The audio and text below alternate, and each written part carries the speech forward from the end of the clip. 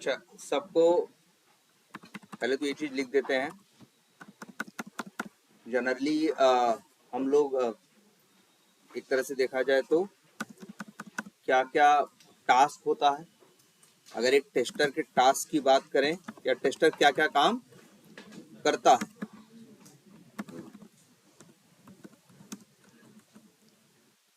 एक काम करता है क्या, रिक्वायरमेंट एनालिसिस। एक टेस्टर का काम यह है कि रिक्वायरमेंट को क्या करना, एनालाइज करना। दूसरा टेस्टर्स का काम है एक क्या, टेस्ट प्लान क्रिएट करना। एक काम है रिक्वायरमेंट एनालिसिस, दूसरा काम है क्या, टेस्ट प्लान क्रिएट करना। और टेस्ट प्लान क्या है, टेस्ट प्लान एक, अगर टेस्ट प्लान के बारे में पूछेगा कि व्हाट इज टेस्ट प्लान, तो बस सिंपली ये बोलोगे test plan is a document that, कुछ भी लिख दिया तुमने, क्या कंटेन्स, मतलब टेस्ट प्लान एक डॉक्यूमेंट है जिसमें होता है क्या क्या। अब हमने बताया था कुछ हेडिंग्स हैं।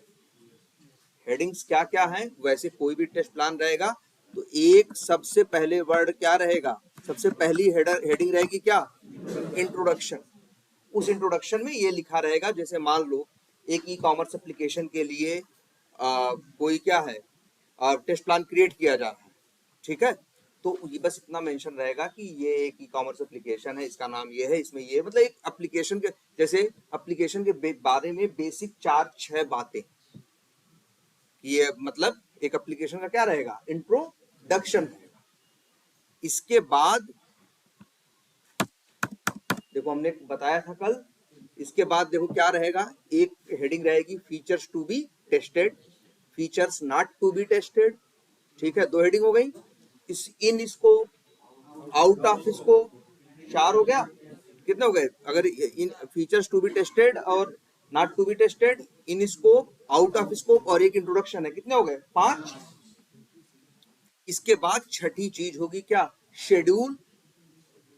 शेड्यूल की मतलब होगा कि भैया टेस्ट प्लान का क्या मतलब है कि जैसे हमारे पास, जैसे ये हमारी एक साइकिल है 3 हफ्ते की, 4 हफ्ते की साइकिल या स्प्रिंट है, तो उसमें हमें क्या क्या करना है, कब कब करना है, इसका पूरा प्लान रहेगा कि इस तारीख को टेस्ट केस लिखे, इस तारीख तक रिक्वायरमेंट एनालिसिस हो जाएगी, इस तारीख तक टेस्ट केस लिख दिए जाएंगे, इस तारीख तक क्या किए जाएंगे, टेस्ट केस रन करके देख लिया जाएंगे, इस तारीख तक ये कर दिया जाएगा। तो पूरा क्या होगा उनका एक शेड्यूल होगा,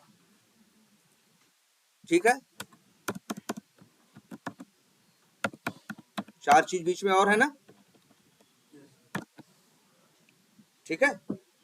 और 4 चीज, 2 चीज और क्या, features to be tested, features not to be tested. वो ये होता है कि जैसे मान लो जो रिक्वायरमेंट आई है जिनके लिए तुम्हें टेस्टिंग करनी है, तो उसमें फीचर्स है ना, फीचर्स या फंक्शनलिटी है कि भाई किस लिए रिक्वायरमेंट आ रही है कि ये फला फला काम अब इस सॉफ्टवेयर में ये होना चाहिए, उसी को तो फीचर बोलते हैं।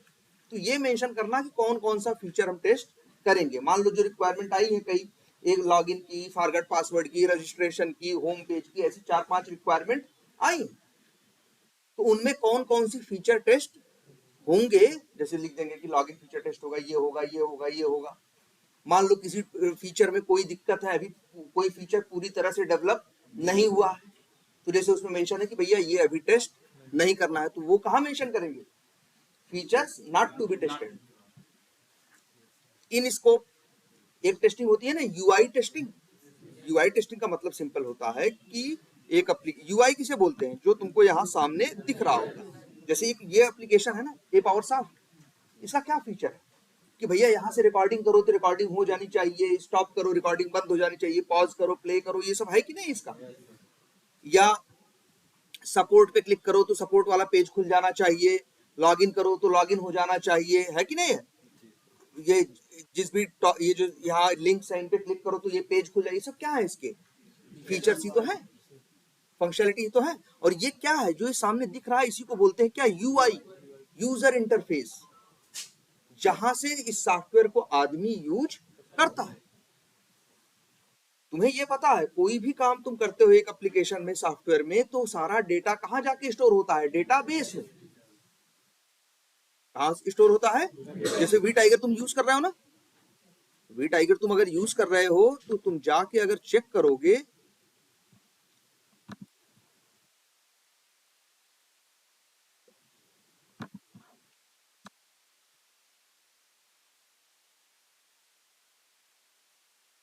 ये देखो, ये वी टाइगर है ना, इसके अंदर जाओ, तुम लोग लीड वीड सब बनाते हो ना, यहाँ देख रहे हो फोल्डर दिख रहा है माई स्क्वल, और यहाँ पे एक दिख रहा है क्या, डेटा।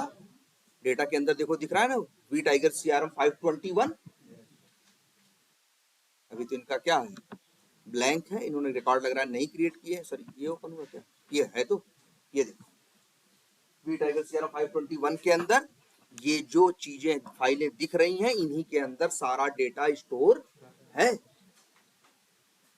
ना।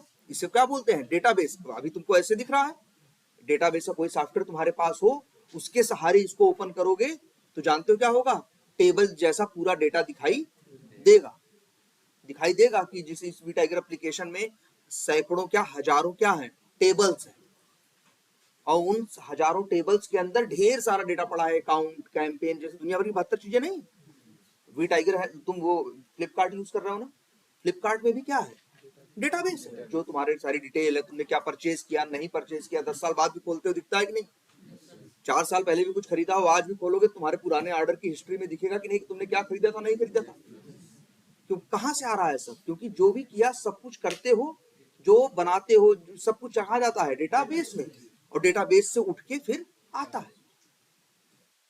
तो भाई डेटाबेस टेस्टिंग भी होती है, और एक क्या होती है, यूआई टेस्टिंग।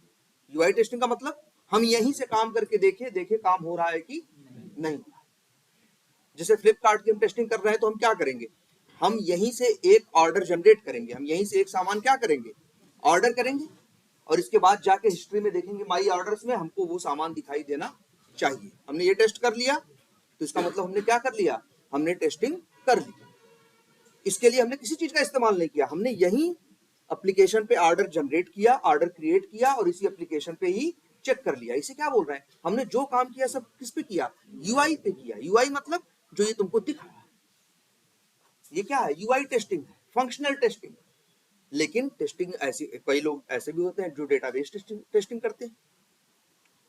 क्योंकि देखो, जो ऑर्डर तुम, एक सामान अगर तुम ऑर्डर करोगे तो वो एंट्री कहां जाएगी, डेटाबेस में।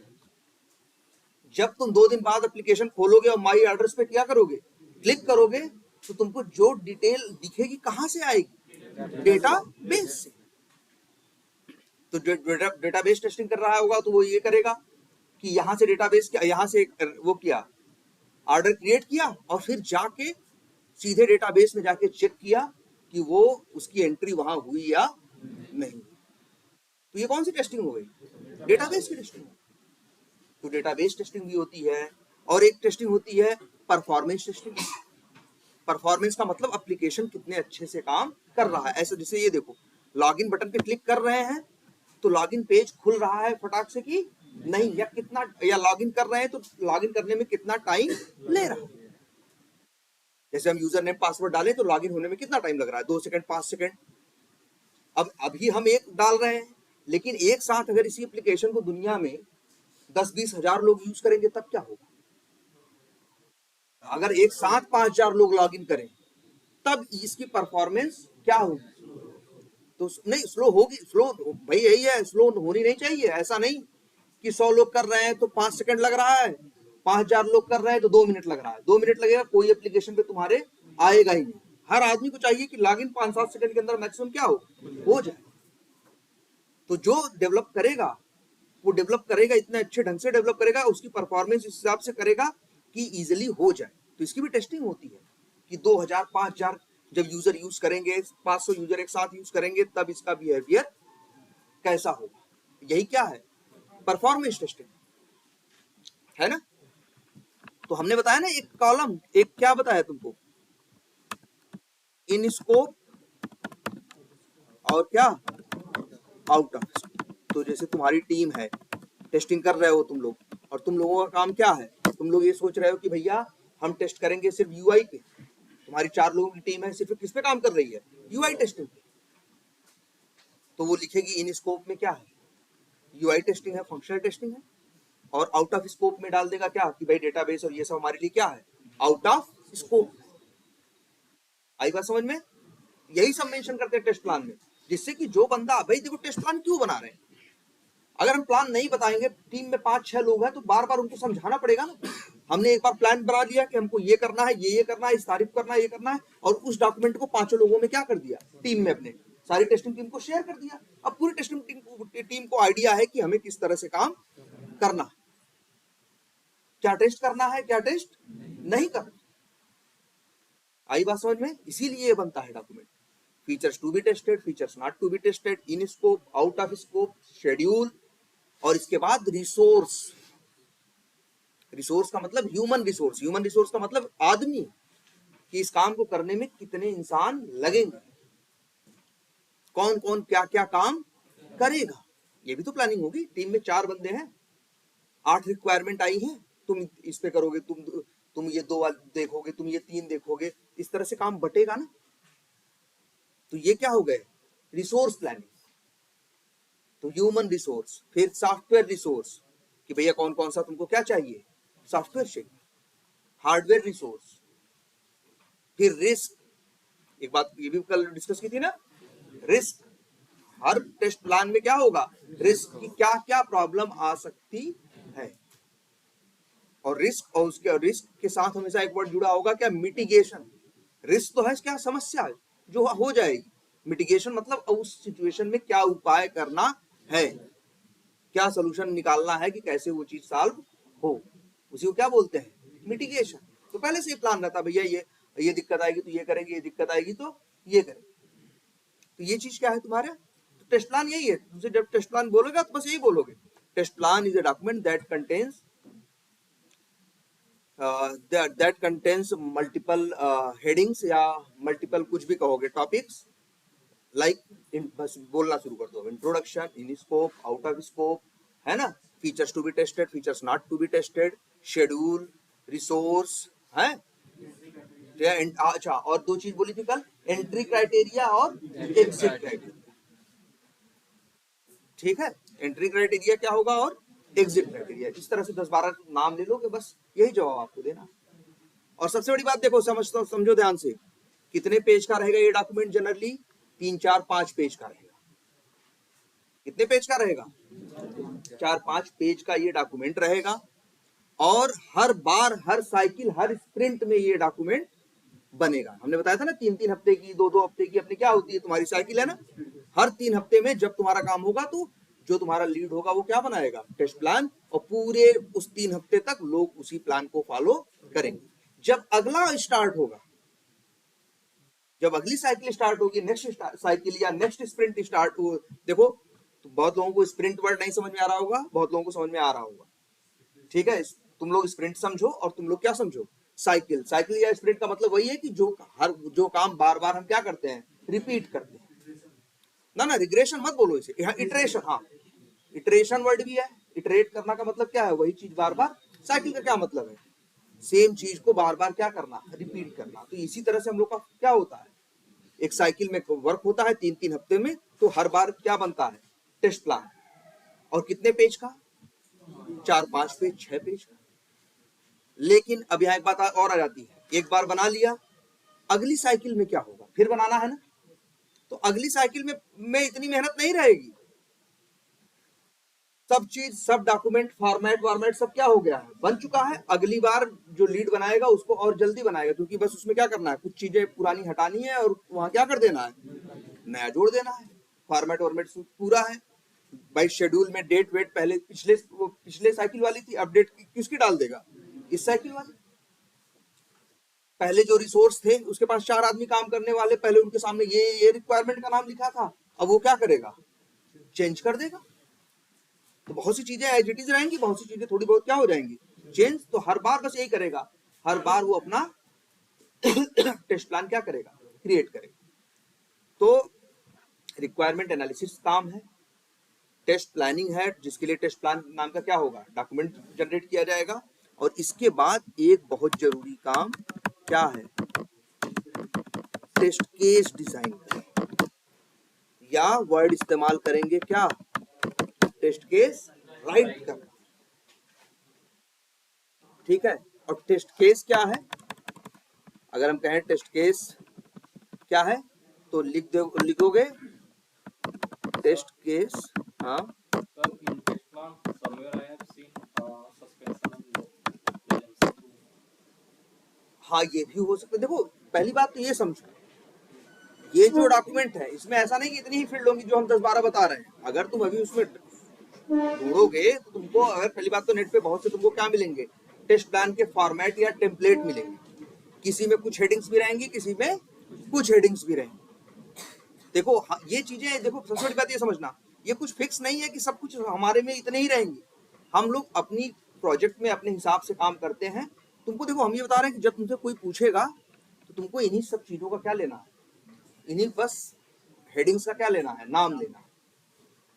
तो हाँ, सस्पेंशन और रिजम्पशन का मतलब क्या होगा, क्या बताएंगे? जैसे कभी देखो सस्पेंशन एंड रिजम्पशन, जैसे अब ये भी हो सकता है सस्पेंशन एंड रिजम्पशन।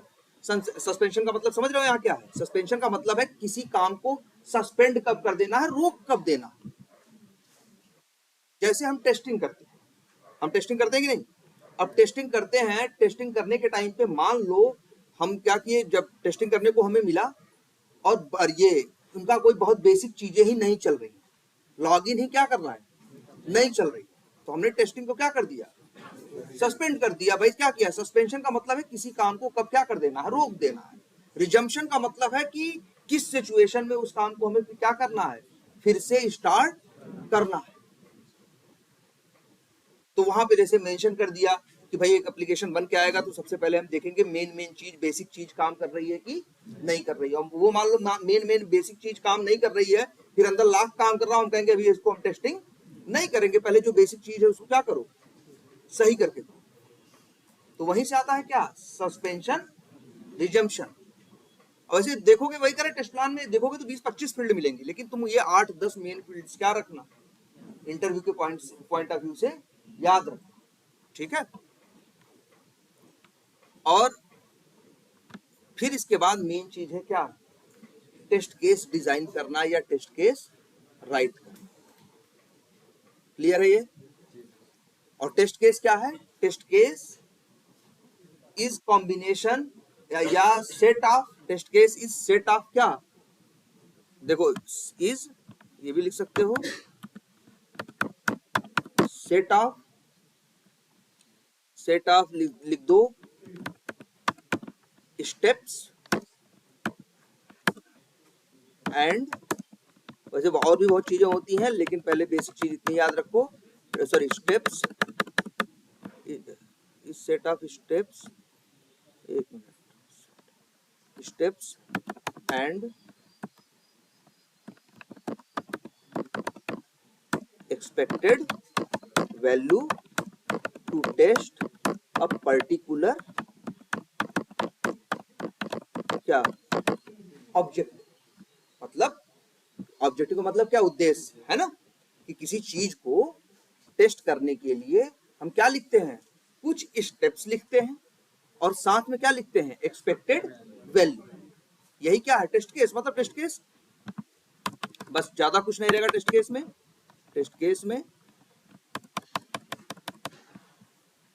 मतलब अगर एक्सेल की बात करें, सबने देखा है ना फॉर्मेट, पहले मेरे आई थिंक यहाँ सबने देखा होगा।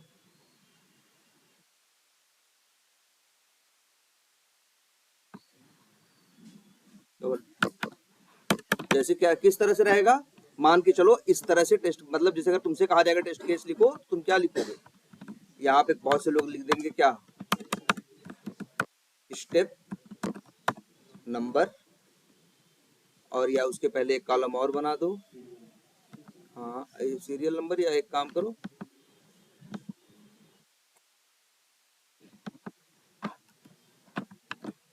या लिख दो इस तरह से दिया है।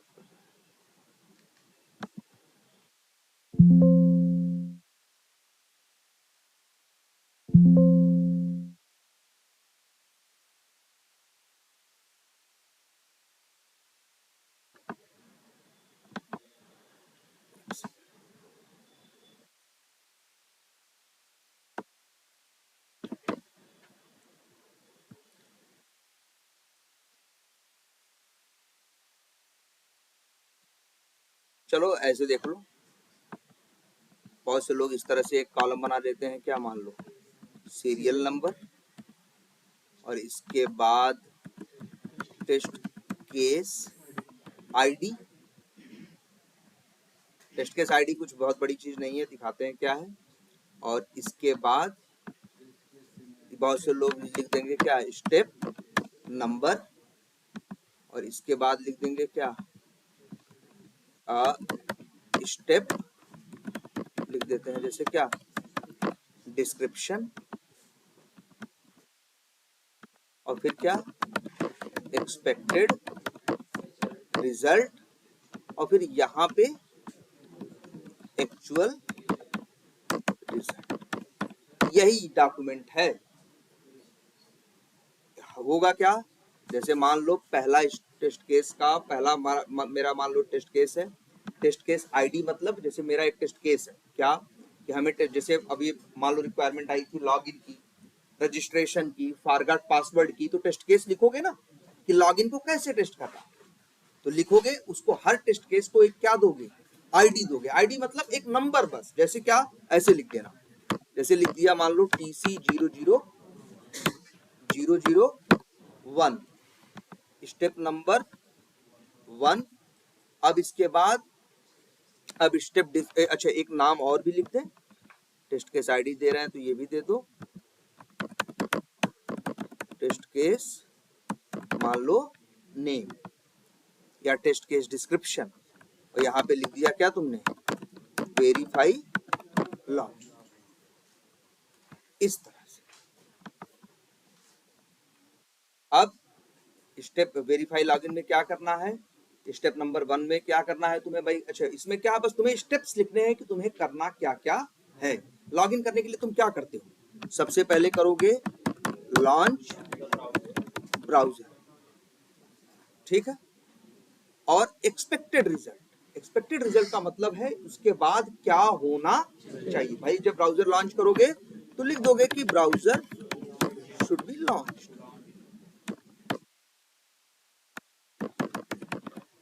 ऐसे देख रहे हो, इंग्लिश में लिखा गया, एक मिनट इसको थोड़ा बड़ा, देख रहे हो, इस तरह से लिखना है। स्टेप नंबर 2 क्या लिखोगे, जैसे मान लो हम फ्लिपकार्ट पे टेस्टिंग करते हैं, किस पे, फ्लिपकार्ट, तो फ्लिपकार्ट पे हम क्या लिखेंगे, ओपन URL जो भी है HTTPS :/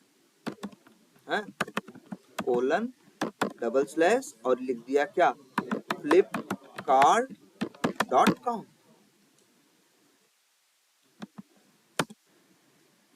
और यहाँ पे क्या है, क्या कर भाई जब flipkart.com खोलते हो तो क्या एक पेज खुलता है ना, वैसे पहली बार करो तो लॉगिन पेज ही शायद खुलता है, या खुलता है सामने ही क्या आ जाता है, लॉगिन का पॉपअप आ जाता है ना।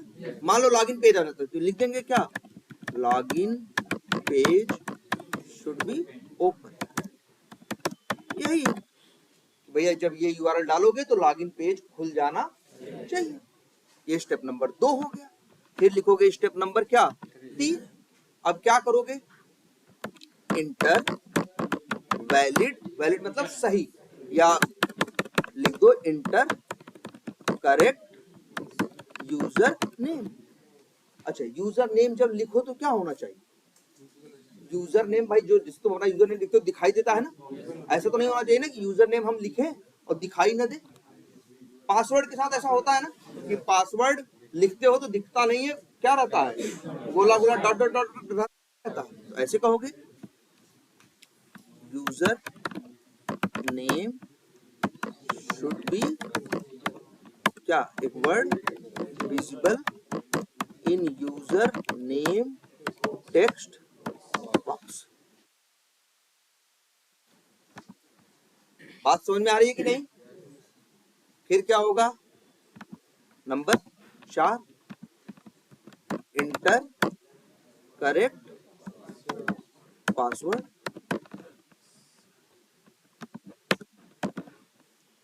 फिर क्या है, password should not be visible, password थोड़ी दिखाई देना चाहिए, क्योंकि बगल में बैठा हुआ आदमी देख लेगा तब ना। पासवर्ड या एक वर्ड इसकी यूज होता है शुड बी मास्क।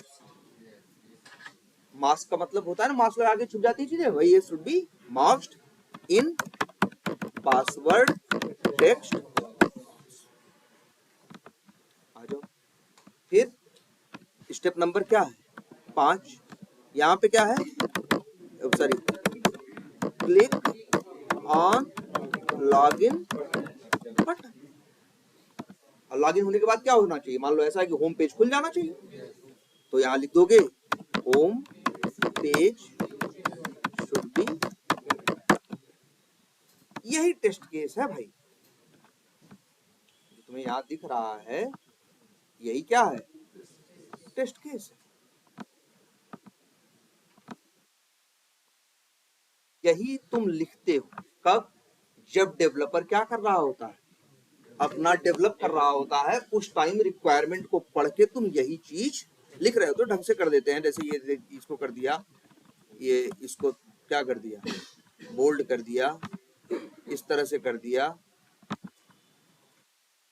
इस तरह से कर दिया, अब जिससे कि पूरा सारा दिखे। पहला टेस्ट केस हो गया। फिर यहाँ क्या लिखेंगे, दूसरा लिखेंगे। अब इसका मान लो नंबर क्या, टेस्ट केस आईडी क्या हो जाएगा 002, है ना। फिर इसका नाम रख देंगे, मतलब इस तरह से। फिर उसके स्टेप्स लिख देंगे और उसके क्या लिख देंगे, एक्सपेक्टेड रिजल्ट। तो मतलब स्टेप डिस्क्रिप्शन का मतलब क्या करना है, और एक्सपेक्टेड रिजल्ट का मतलब क्या होना चाहिए।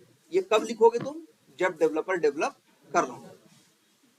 और जब डेवलपर डेवलप करके खाली हो जाएगा, बना देगा चीज को, सर्वर पे डाल देगा, तब तुमसे कहेगा टेस्ट करो। जब तुमसे टेस्ट करने को कहेगा, अब तुम यही जो डॉक्यूमेंट बनाए थे उस समय 4 दिन पहले, अब इसी को क्या करोगे, ओपन करोगे। और मान लो तुम नहीं हो, तो कोई दूसरा आदमी इस डॉक्यूमेंट को क्या करेगा, ओपन करेगा और पढ़ना शुरू कर देगा। इसमें लिखा रहेगा, भैया ब्राउजर लॉन्च करो, देखेगा, अच्छा देख लेगा। ये मतलब इसमें साफ साफ लिखा है ना क्या करना है और क्या होना चाहिए। ये कब लिखा गया, मान लो 5 तारीख को। ये कब लिखा गया, मान लो 5 तारीख को। लेकिन 5 तारीख को सिर्फ लिखा जा रहा है स्टेप डिस्क्रिप्शन और एक्सपेक्टेड रिजल्ट। एक्चुअल रिजल्ट खाली छोड़ा गया है भाई, ये तो खाली रहेगा ना, अभी तो चीज बनी नहीं है, अभी तो वो बना रहा है। हम तो ये लिख रहे हैं कि हम टेस्ट कैसे करेंगे, क्या क्या स्टेप्स, क्या क्या तरीका लगाएंगे इसको टेस्ट करने का, हम वही लिख रहे हैं ना अभी मेरे पास। लेकिन जब वो बन के आ जाएगा और हम इसको पढ़ के एप्लीकेशन को चलाना शुरू कर देंगे, तब हमको उसका एक्चुअल बिहेवियर दिखाई देगा कि नहीं। यहाँ तो वो लिखा है जैसा उसे करना चाहिए। अब जैसे एक्चुअल रिजल्ट क्या है लिखेंगे, जैसे क्या, ब्राउजर हाँ लॉन्च या ओपन। ठीक है, ये क्या हुआ, हमने देखा भाई, हम चला के देख रहे हैं, हमने चला के देखा, लॉगिन flipkart.com डाला और लॉगिन पेज क्या हो गया, खुल गया। तो हम लिखेंगे लॉगिन पेज ओपन। फिर user name should be visible, लिख देंगे यूजर नेम इज विजिबल। लेकिन ये ध्यान रखना है आप सबको, इतना लिखा गया है 5 तारीख को और ये लिखा जा रहा है मान लो 9 तारीख को, जिस दिन वो बंदा टेस्टिंग कर रहा है। जब ये लिख रहा है तो वो टेस्टिंग नहीं कर रहा है, वो तो ये लिख रहा है कि हम टेस्ट कैसे करेंगे फ्यूचर में, 4 दिन बाद या 5 दिन बाद जब डेवलपर बना के देगा। और ये लिखे वही करे ना, इतना लिखा गया 5 तारीख को। लेकिन ये लाइनें जो अभी लिख रहे हैं हम, ये लिखी जाएंगी 8 या 9 तारीख को, जिस दिन वो बंदा इसको टेस्ट करेगा और चला के देखेगा। और मान लो ये आ गया एक्सपेक्टेड रिजल्ट, पासवर्ड नहीं दिखना चाहिए ना, लेकिन password is visible not must. तब ये तो जैसा होना चाहिए था वैसा हुआ नहीं, इसीलिए एक कॉलम और रहेगा, स्टेटस। इसका स्टेटस लिखेंगे क्या, पास्ट या पास। ये भी क्या हो गया, पास। जैसा होना चाहिए था वैसा होगा तो क्या, पास। लेकिन ये ऐसा तो नहीं होना चाहिए था। 9 तारीख को जब देखा गया तो ऐसा हो रहा है, तब वो लिखेगा इसकी जगह क्या, फेल। और फिर कई बार ऐसा कर देगा, इसका कलर कर देगा क्या, रेड, जिससे जो इसको देखे बाद में तो उसको साफ समझ में आए, अच्छा यहाँ फेल हुआ है भाई, रेड कलर से जैसे करेगा कहाँ कहाँ चीज फेल हुई है, क्योंकि जो चीज पास हो गई उसके ऊपर मेरी नजर नहीं रहती। जब जो चीज चली रही है हम क्यों चेक करें उसको, हमारी नजर उस पर रहती है जो चीज नहीं चल रही। ऐसे ही होता है तुम्हारा। तो ये क्या है तुम्हारा टेस्ट केस, अब सबको समझ में आया, कोई बहुत मुश्किल नहीं है, सिर्फ स्टेप डिस्क्रिप्शन और एक्सपेक्टेड रिजल्ट और साथ में क्या, एक्चुअल रिजल्ट। लेकिन ये कॉलम शुरू में फिलअप नहीं होगा और ये कॉलम भी शुरू में फिलअप नहीं। ये दोनों तारीख जैसे लिखा गया 5 तारीख को, ये दोनों चीजों में लिखा जाएगा कब, 9 तारीख को या 10 तारीख को, जिस दिन हम टेस्टिंग करेंगे। क्लियर है ये बात? हाँ, डिस्क्रिप्शन और सिनेरियो सेम होता है। हाँ, मतलब कुछ नहीं, सिनेरियो बोलो या स्टेप क्या बोलो, डिस्क्रिप्शन बोलो, मतलब जो, या बहुत से लोग ऐसा लिखते हैं डिस्क्रिप्शन नहीं लिखते, सीधे सिर्फ क्या लिख देते हैं, स्टेप। बहुत से लोग अंग्रेजी ही तो है, बहुत से लिख देते हैं क्या, एक्शन। भैया क्या एक्शन ही तो कर रहे हो ना यार, कोई एक्शन का मतलब क्या, काम। कोई लोग स्टेप डिस्क्रिप्शन लिख देंगे, कोई लोग सिर्फ स्टेप लिख देंगे। भाई अपने हिसाब से जो, भाई देखो एक चीज हमेशा समझना, जब हम लोग काम करते हैं तो ऐसा नहीं कुछ एकदम एग्जैक्टली यही लिखा है यही फॉलो करना। हमें जो बताया जाता है या जो दुनिया में लिखा हुआ वो बताता है कि किस तरह से चीजें होनी चाहिए, फिर हम अपने हिसाब से उसको बनाते हैं। जैसा हमारी टीम में क्या लगता है हम लोग के लिए जिसमें सहूलियत हो, वहां तो मान लो 25-30 कॉलम है, हमें 30 कॉलम की जरूरत नहीं तो हम जरूरी नहीं 30 कॉलम बनाएंगे। हमें लग रहा है मेरा काम 12 कॉलम ही से काम चल रहा है तो हम 12 कॉलम का क्या करेंगे, यूज करेंगे। क्लियर है ये? तो टेस्ट केस का सबको आइडिया है कि टेस्ट केस कैसे लिखा जाएगा, इसी तरह से। और कितने टेस्ट केस होते हैं मालूम है, हजारों। एक साइकिल में जब तुम्हें 4 रिक्वायरमेंट टेस्ट करने को मिलती हैं तो उसके लिए तुम कुछ नहीं कुछ लिखोगे तब भी 25-30-40 क्या लिखोगे, टेस्ट केस लिखोगे। और इसका यही फायदा होगा कि बाद में जब तुम टेस्टिंग करोगे तो तुम्हें पता रहेगा तुम्हें क्या क्या टेस्ट करना है, या तुम नहीं भी रहोगे तो कोई दूसरा आदमी इस डॉक्यूमेंट को फॉलो करके टेस्टिंग कर सकता है। क्लियर है ये बात? अब देखो, जिस रिक्वायरमेंट के लिए हम टेस्ट केस कर लिख रहे थे वो टेस्ट रिक्वायरमेंट क्या थी भाई। रिक्वायरमेंट का क्या मतलब होता है, रिक्वायरमेंट में बस ये लिखा होगा, जो बीए ने रिक्वायरमेंट बनाई होगी उसमें सिर्फ इतना लिखा होगा कि there is a login functionality, कि एप्लीकेशन में क्या होगी, एक लॉगिन फंक्शनलिटी, एक पेज होगा, पेज पे यूजर नेम पासवर्ड और लॉगिन बटन नाम के क्या होंगे, फील्ड होंगे। बंदा सही यूजर नेम सही पासवर्ड डालेगा, लॉगिन बटन पे क्लिक करेगा तो लॉगिन हो जाएगा, और गलत इंफॉर्मेशन डालेगा लॉगिन बटन पे क्लिक करेगा तो लॉगिन नहीं होगा, और मैसेज आ जाएगा कि भैया यूजर नेम और पासवर्ड इज रॉन्ग या इनवैलिड, जैसा मैसेज वो देना चाहे। रिक्वायरमेंट में इतनी बात लिखी होगी। अब लेकिन टेस्टर को सोचना है कि टेस्ट केस हम कितने लिखें। भाई देखो, सही यूजर नेम पासवर्ड से लॉगिन हो जाना चाहिए, तो बस हम ये लेकिन यही नहीं, हम तो ये भी देखेंगे कि अगर अच्छा मान लो सही यूजर नेम पासवर्ड से हो जाना चाहिए और हो रहा हो, और किसी आदमी ने गलत यूजर नेम और गलत पासवर्ड डाला तब भी लॉगिन हो जाएगा, हो सकता है भाई, डेवलपर कोड कर रहा है ना, गलती हो जाएंगी, तब तो गलत है ना। तो इसलिए अब क्वेश्चन ये उठता है कि टेस्ट केस कई बनेंगे। अब क्वेश्चन ये उठता है टेस्ट केस कैसे लिखना चाहिए। जैसे एक काम करते हैं, पहले लिख देते हैं रिक्वायरमेंट। रिक्वायरमेंट जैसे मान लो लॉगिन की क्या है, रिक्वायरमेंट है, और जो सिग्मा और ये लोग हैं थीटा, ये लोग रिक्वायरमेंट ना बोल के क्या बोलते हैं, स्टोरी बोलते हो ना, और तुम लोग जो हो क्या समझो, रिक्वायरमेंट। ठीक है, एक लॉगिन की रिक्वायरमेंट या क्या है, स्टोरी है, और उसमें ये लिखा होगा कि there is a username and password text box, ठीक है, password text box and login button on the page, और भी लिखा होगा user should be able to log in with valid user name and password. और फिर यह है कि और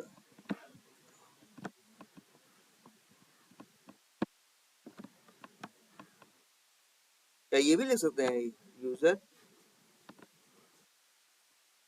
is unable to log in with valid user name and password. और ये भी एक बात और भी लिख दिया,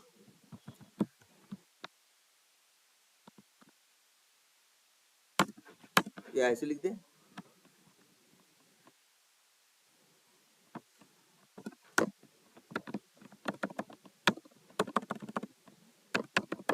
error message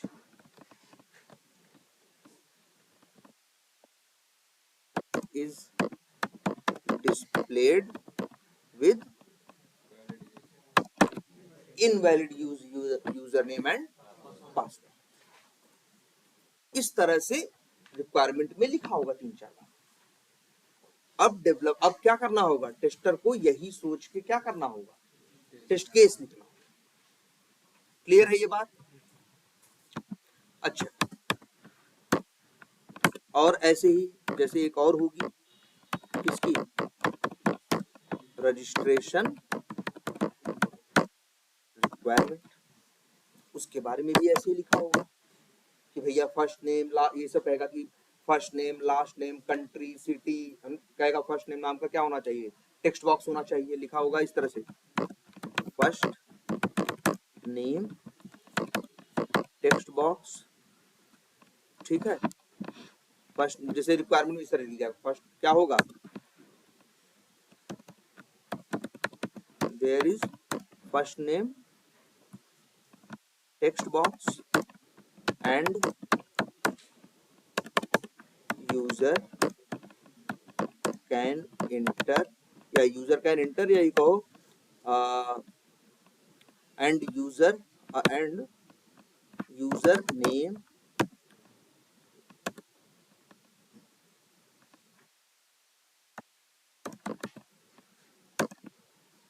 should be greater than 3 characters, है ना, and less than or equal to क्या 20 characters। इस तरह से क्या लिखा हुआ है यहाँ पे, इसमें लिखा रहेगा कि भाई देयर इज, यहाँ पे क्या होना चाहिए, फर्स्ट नेम नाम का क्या होना चाहिए, टेक्स्ट बॉक्स होना, सॉरी फर्स्ट नेम ना, ठीक है, फर्स्ट नेम नाम का क्या होना चाहिए, टेक्स्ट बॉक्स, और फर्स्ट नेम क्या होना चाहिए, 3 कैरेक्टर से ज्यादा, मतलब कम से कम कितने कैरेक्टर का होना चाहिए, 4 कैरेक्टर का लिखा है ना, शुड बी, अगर हमसे कहा गया 4 कैरेक्टर, जैसे ऐसा लिखा हुआ है should be greater than 3 characters, मतलब 3 कैरेक्टर से ज्यादा, मतलब कितने कैरेक्टर का होना चाहिए, 4, कम से कम 4 अक्षर का होना चाहिए, और ज्यादा से ज्यादा कितना होना चाहिए, 20 अक्षर का होना चाहिए। ये इस तरह से लिख दिया गया। अब यही नहीं लिखा रहेगा, ऐसे ही फर्स्ट नेम के बारे में हो गया, ऐसे ही किसके बारे में लिखा होगा, लास्ट नेम के बारे में लिखा होगा।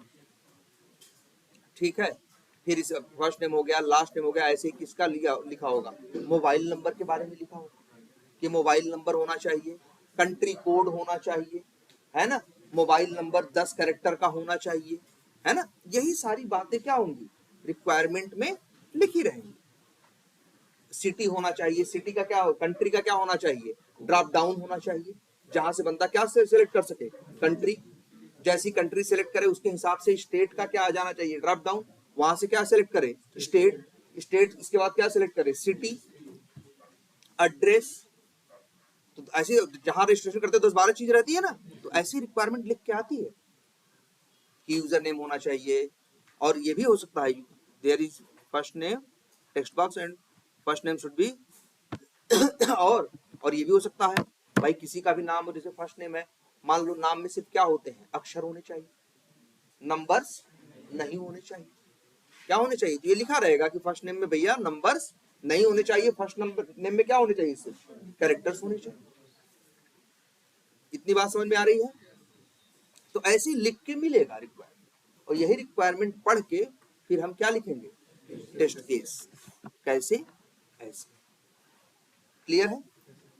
अब हमको ये सोचना है कि हम टेस्ट केस कितने लिखेंगे और टेस्ट केस में क्या लिखेंगे। टेस्ट केस लिखने का आइडिया तो हो गया ना कि भैया स्टेप लिख देना है और क्या लिख देना है, एक्सपेक्टेड रिजल्ट लिख देना है। लेकिन अब ध्यान से समझना सब लोग, अब तुमको इस बारे में सोचना है कि आखिर उस चीज को किस किस चीज के ऊपर टेस्ट करना है। मान लो तुम ऐसा कर दिए, फर्स्ट नेम में सही और नाम 4 अक्षर का डाल दिए तो क्या होगा भाई, तुमने क्या किया, 10 अक्षर का नाम डाल दिया, ले लिया, तो तुम्हें टेस्ट करना पड़ेगा ना यार कि 4 अक्षर पे देखें क्या होता है, 3 अक्षर पे क्या होता है, 20 अक्षर पे क्या होता है, 21 अक्षर पे क्या होता है। भाई 21 अक्षर रहे तो मना कर देना चाहिए ना, तो ये सब कौन टेस्ट करेगा, तुम ही तो करोगे। और उसके पहले यहाँ पे लिखो। तो जो अब आती है एक चीज हम बात कर रहे थे, क्या,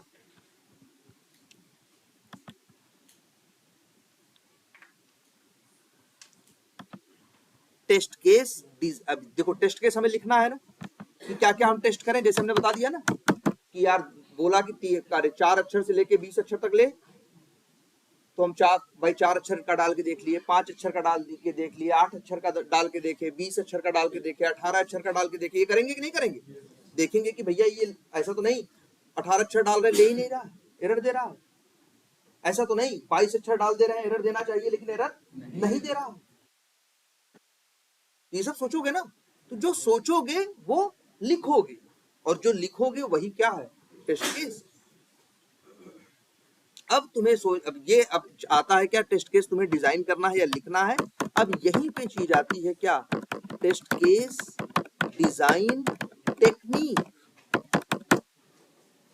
बहुत इंपॉर्टेंट चीज, जो लोग इंटरव्यू दे रहे होंगे सबसे पूछ रहे होंगे, अक्सर जहां मैनुअल के बारे में जब पूछेंगे तो यही एक क्वेश्चन जरूर पूछेंगे, टेस्ट केस डिजाइन टेक्निक्स कौन सी तुम यूज करते हो। ये क्या है, ये वो एक टेक्निक है ना, ये टेक्निक है जिसके सहारे हम टेस्ट केस इजीली लिख सकते हैं, जिससे हमारी चीजें मेन छूटेंगी भी। अच्छा, टेक्निक का क्या मतलब है? देखो टेक्निक का अगर सिंपल मतलब समझे कि कोई काम हम पहले भी कर रहे थे, जब हम किसी चीज की टेक्निक इस्तेमाल करते हैं तो वो चीज सही से होने लगती है ना, कम मेहनत में होने लगती है, कम मेहनत में सही से होने लगती है, इसलिए तो हम लोग टेक्निक का यूज किसी भी चीज में टेक्निक लगाते हैं। भाई टेक्निक का क्या मतलब है, उस चीज को सही से कैसे करना है, यही कौन बताता है, टेक्निक बताती है। क्लियर है ये? तो ये समझ, टेस्ट अब तुमको टेक्निक पता रहेगी तो तुम्हारे लिए टेस्ट केस लिखना क्या हो जाएगा, आसान।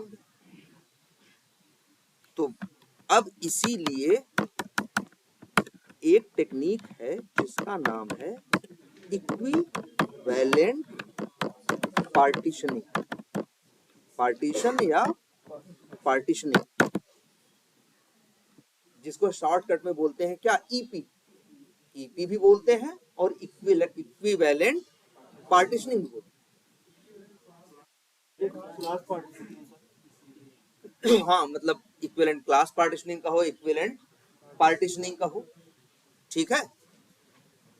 तुम बस ये इक्विवेलेंट पार्टीशनिंग, इसका क्या यूज है, इसका यूज ये है कि जब हम किसी चीज के ऊपर टेस्टिंग करनी हो, टेस्ट केस लिखेंगे, तो ये टेक्निक हमको क्या करेगी, रास्ता बताएगी कि कौन कौन सी चीज पे हमें इसे टेस्ट करना है। आई बात समझ में?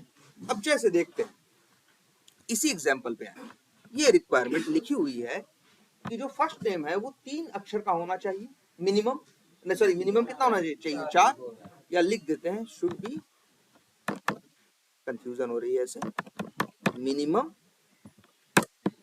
3 characters and less than or equal to 20, मतलब 3 कैरेक्टर का कम से कम होना चाहिए, और मैक्सिमम कहां तक होना चाहिए, ये लिख दें, एंड इतनी अंग्रेजी से अच्छा ये लिख दें क्या, मैक्सिमम 20।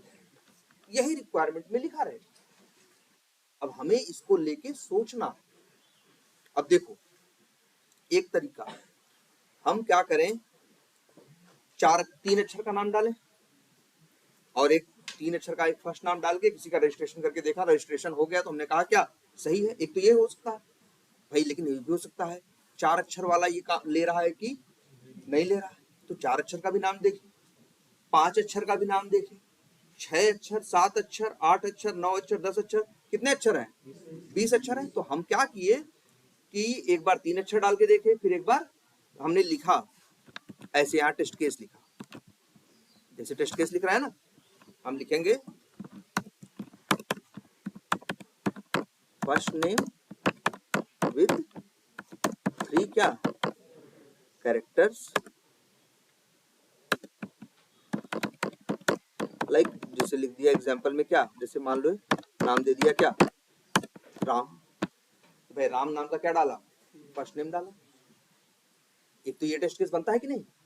अच्छा ये भी टेस्ट कर सकते हैं कि हमने 4 अक्षर का किसी का नाम देखा रवि, 5 अक्षर का देखा राहुल, 6 अक्षर, 7 अक्षर, तो कितने टेस्ट केस बन जाएंगे? बहुत बन जाएंगे ना। एक टेस्ट केस हम बना रहे हैं, 3 अक्षर का नाम फर्स्ट ले रहे हैं और बाकी सब कुछ डाल के और कर दे रहे हैं। फिर दोबारा रजिस्ट्रेशन कर रहे हैं तो 4 अक्षर का ले रहे हैं, तिबारा कर रहे हैं तो कितने अक्षर का नाम ले रहे हैं? 5 अक्षर का, चौथी बार 6 अक्षर का, ऐसे ही 20, तो कितने 15, 17, 18 टेस्ट केस हो गए कि नहीं हो गए? तो ये है। अब बताओ लेकिन क्या है यार, ये तो टेस्ट केस बहुत ज्यादा हो जाएंगे तब। और जैसे मान लो कहीं पता लिखना है तब, और पता में हो कितना अक्षर, 10 अक्षर से लेके भाई पता बड़ा बड़ा भी हो सकता है, 100 अक्षर, तब क्या 90 टेस्ट केस लिखोगे? एक 10 अक्षर का ले, कोई 11 अक्षर, 12 अक्षर, 13 अक्षर। अब ऐसे करोगे, देखो ये क्या है, ऐसा नहीं टेस्टिंग नहीं हो रही है, टेस्टिंग हो रही है, लेकिन यहाँ पे टेक्निक का इस्तेमाल नहीं किया जा रहा। इसी वजह से मेहनत क्या करनी पड़ रही है, ज्यादा करनी पड़ रही है। अब इक्विवेलेंट पार्टीशनिंग क्या कहता है? वो ये कहता है कि अगर तुमसे कह रहा है कोई कि 3 अक्षर से लेके 20 अक्षर तक का लेना है, तो तुम एक काम करो, हर अक्षर मतलब हर अक्षर पे, हर साइज के अक्षर पे वो ट्राई मत करो। वो कह रहा है अच्छा कम से कम 3 है, ज्यादा से ज्यादा 20, तो 20 और 3 23, 23/2 किया तो कितना आया? 11.5 या 11 या 12। तो ये तरीका कहता है काम करो, 10-11 अक्षर का एक नाम लो और उस पर टेस्टिंग कर लो। अगर वो सही चल रहा है, अगर 11 अक्षर वाला सही चल रहा है, तो 12 भी चल रहा होगा, 10 भी चल रहा होगा, 5 भी चल रहा होगा और 18 भी चल रहा होगा। सब पे अलग अलग टेस्टिंग करने की जरूरत नहीं है। हमने क्या किया यहाँ पे, हमने ये देखा कि एक यहाँ पे, ये बताओ इस सिनेरियो में तुमको एक चीज और दिखाई दे रही होगी क्या? यहाँ पे एक चीज दिखाई दे रही होगी क्या? रेंज ना बाउंड्री वैल्यू नहीं, यहाँ पे तुमको एक चीज दिखाई दे रही होगी क्या? रेंज। एक रेंज ही तो है कि कम से कम 3 और ज्यादा से ज्यादा क्या 20। अब एक तो तरीका ये है कि पूरी रेंज टेस्ट कर लो, क्या करो, पूरी रेंज टेस्ट करके देखो। और दूसरा तरीका क्या कहता है, तो नहीं, दूसरा तरीका क्या कहता है, एक कहता है क्या है, पूरी रेंज टेस्ट करो, एक कहता है पूरी रेंज टेस्ट करोगे तब तो तुम बेवकूफी कर रहे हो। तुम पूरी रेंज मत टेस्ट करो, पूरी रेंज में से कोई एक उठा लो और उसके ऊपर टेस्टिंग कर लो। अगर वो चल रहा है तो और भी चल रहे हो। तो तुम्हारी बताओ कहां तुम लिखते 17 टेस्ट केस, ऐसे कितने लिखने हैं तुमको? सिर्फ एक। तुमने क्या किया, देखो तुम क्या करते हो कि इक्विवेलेंट पार्टीशनिंग कहां इस्तेमाल करते हो? जहां पे तुम्हें कोई वैल्यू या कुछ काम कहां क्या करना होता है, एक रेंज में करना होता है। तो उस रेंज की सब डेटा पे टेस्टिंग करने के बजाय उस रेंज से एक क्या उठा लो, रिप्रेजेंटेटिव। एवरेज वैल्यू भी मत कहो, इसके लिए वर्ड इस्तेमाल क्या होगा, रिप्रेजेंटेटिव। जैसे देखो जब कह रहे हैं 3 अक्षर से लेके 20 अक्षर तो जो 3 अक्षर, भाई 3 अक्षर का एक नाम है वो भी रिप्रेजेंट कर रहा है, 4 अक्षर का भी रिप्रेजेंट कर रहा है, 5 का। लेकिन तुमने क्या किया, 10, 11 अक्षर, 12 अक्षर का, 13 अक्षर का क्या उठाया तुमने, एक नाम उठा लिया और उसके ऊपर क्या कर लिया, टेस्ट कर लिया। तो वो जो 18 अक्षरों की रेंज है उसमें से एक रिप्रेजेंटेटिव से 10, 12 अक्षर, 13 अक्षर का उठाया और उसके ऊपर टेस्टिंग कर ली और तुमने मान लिया कि सब कुछ क्या है, सही। इसी को क्या कहते हैं, इक्विवेलेंट पार्टीशनिंग। जैसे इसका एग्जांपल और देखो, जैसे मान लो कहीं एक वो कर रहे हो, कोई एक फॉर्म फिलअप कर रहे हो और उस एक रिक्वायरमेंट का फॉर्म है जहां पे वो है, सॉरी एक रजिस्ट्रेशन का कोई फॉर्म है जहां पे क्या है, एज भी है। अब एज मान लो क्या होनी चाहिए, कम से कम 18 और ज्यादा से ज्यादा मान लो 100। लिखा है रिक्वायरमेंट में कि एज जो बंदा होगा एज कम से कम 18 होनी चाहिए और ज्यादा से ज्यादा कितनी होनी चाहिए, 100। अब टेस्टिंग करोगे तो 18 साल के भी 18 डाल के भी कर लो, 19 डाल के भी करो, 20 डाल के भी करो, ऐसे ऐसे करके 100 तक डाल के करो। लेकिन तुम्हें 100 तक करने की जरूरत नहीं है। 18 और 100 के बीच में से जैसे एक कोई नंबर उठा लिया 45, सिर्फ तुमने 45 पे देख लिया, अगर 45 पे चल रहा है तो तुम ये एज्यूम करके चलते हो कि 46 पे भी चल रहा होगा, 65 पे भी चल रहा होगा, 40 पे भी चल रहा होगा और 25 पे भी चल रहा होगा। तुम्हें सब डेटा पे टेस्टिंग करने की जरूरत नहीं। दूसरा एग्जांपल तुमको मिला तो तुमको जैसे सोचो 18 से लेके 100 तक कितने टोटल नंबर हो सकते हैं, 82 नंबर। लेकिन 82 टेस्ट केस लिखने की जरूरत नहीं है, सिर्फ एक ही क्या है काफी। जैसे एक एग्जांपल और बताएं, जैसे ये फ्लिपकार्ट है, फ्लिपकार्ट पे तुम मोबाइल सर्च करते हो, मोबाइल सारे खुल के आते हैं। अब हम भाई जब वो लोग टेस्टिंग करने वाले देखते होंगे ना कि अगर हम मोबाइल को जाके परचेज कर रहे हैं तो सही से परचेज हो रहा है कि नहीं, क्योंकि कस्टमर भी कल खरीदेगा तो उसको भी परचेज होना चाहिए। अब वहां 100 मोबाइल आ रहे हैं तो क्या 100 के 100 को परचेज करके देखेगा, नहीं, तो बहुत टाइम लग जाएगा ना। जैसे मान लो तुमने मोबाइल सर्च किया, 100 रिजल्ट आ गए। अब जैसे हम टेस्टिंग कर रहे हैं वहां 100 रिजल्ट आ रहे हैं, तो हम टेस्टिंग करेंगे तो 100 के, ऐसा नहीं है 100 मोबाइल है तो 100 के 100 को खरीद के देखेंगे कि ये खरीदे जा रहे हैं कि नहीं। 100 में से कोई एक उठा ले, जैसे 100 में से कोई बीच का कोई भी एक, 50वां, 35वां, 38वां कोई भी एक मोबाइल खरीद के देख लिया, ये खरीदा जा रहा है तो मान के चलेंगे और भी मोबाइल खरीदे जाओ। यही क्या है, इक्विवेलेंट पार्टीशनिंग, जहां कोई रेंज हो और वहां पूरी रेंज पे टेस्टिंग करने के बजाय उस रेंज वर्ड भी इस्तेमाल करते हैं। और क्या वर्ड इस्तेमाल करते हैं लोग, क्लास भी तो रेंज की ही बात करती है भाई। क्लास का मतलब क्या है, डिवाइड कर देते हो ना, एक बाउंड्री बना देते हो ना, वही तो क्लास, वही तो क्या है, क्लासिफिकेशन है। और वही रेंज भी है। हाँ हाँ, तो क्या करें, होम पेज पे जो क्या रहते हैं, हाँ हाँ हाँ, हाँ भाई देखो, है ही, डिस्प्ले होना चाहिए और क्या कहते हैं, डिस्प्ले भी होना चाहिए, इनेबल्ड भी होना चाहिए, अगर इनेबल होना चाहिए तो।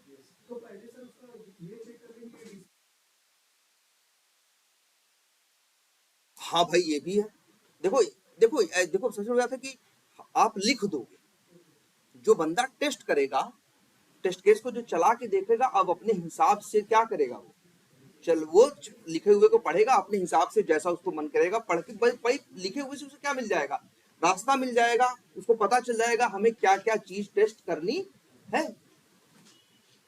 ठीक है, तो इक्विवेलेंट पार्टीशनिंग समझ में आ रही है कि नहीं, बहुत जरूरी चीज है, हर जगह इस्तेमाल होती है, हर जगह। बाइकें बन के आती है ना, बड़ी बड़ी मशीनें लगी होंगी वहां पे, एक साथ में 30-30 बाइकें बन रही हैं, तो वहां 30 टेस्ट नहीं हो रही, 30 में से कोई एक गाड़ी वो लोग खींच लेते हैं और उसको टेस्ट कर लेते हैं, अगर वो सही है तो मान के चलते हैं बाकी जो इस लॉट में 30 गाड़ी निकल रही है सारी क्या है, सही है। लेकिन एक बात का और ध्यान रखते हैं इसमें, हमेशा, अब ऐसा नहीं 30 गाड़ी का है तो हमेशा 15वीं गाड़ी ही निकाल रहे हैं। हाँ, ऐसा भी नहीं कि 3 अक्षर से लेके 20 अक्षर का होना चाहिए, तो जब जब टेस्टिंग करने का नंबर आता है तो हर बार सिर्फ 12 ही अक्षर का डालते हैं ना, कभी 10 डाल दिया, कभी 12, कभी 15, इस तरह से। लेकिन सब पे टेस्टिंग करने की जरूरत नहीं है, जब टेस्टिंग करना है तो किस पे करना है, एक पे।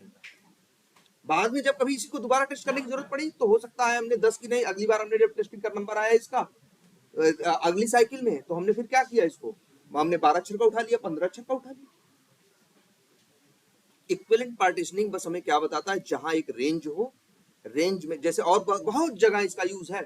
जैसे मान लो कहीं पेमेंट करते हो, जैसे पेमेंट है कि भैया यहाँ मिनिमम, जैसे मान लो तुम कहीं पे वो कर रहे हो और वो रजिस्ट्रेशन कर रहे हो, पेमेंट कर रहे हो, तो वहाँ है कि भैया ये प्लान है कि 5,000 का पेमेंट करोगे तो ये प्लान है, 10,000 पे ये मिलेगा, 15,000 पे ये मिलेगा, या 5,000 से 10,000 के बीच में पेमेंट कर सकते हो, 10 से 15,000 के बीच में कर सकते हो।